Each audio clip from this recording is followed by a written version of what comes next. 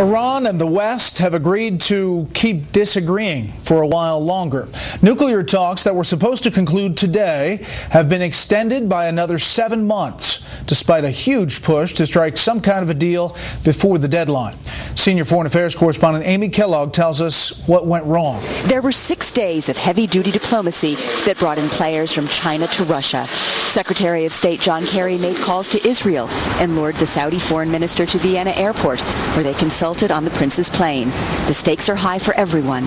In the end, the negotiators bought a 7-month extension of the interim agreement struck last year that rolled back Iran's nuclear program for the first time in a decade. Secretary Kerry said they have earned the benefit of the doubt to continue. The interim agreement wasn't violated.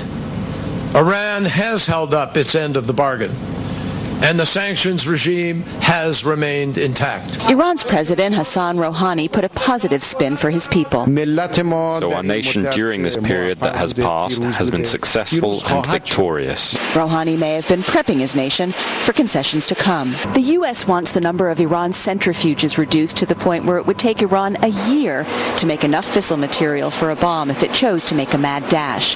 That is something Iran maintains it would never do.